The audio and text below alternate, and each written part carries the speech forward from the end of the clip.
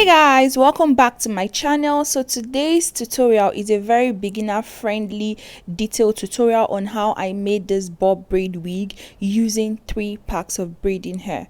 So for the back of this wig, I cut the braiding hair into 4, but for the front I cut the braiding hair into 3 so that I could have the equal length for the bob style.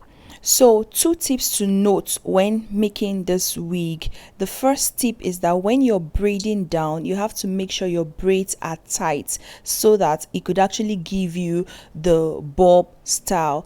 And secondly, do not put the hair into hot water because that has a way of making the hair straight and you won't achieve the bob style.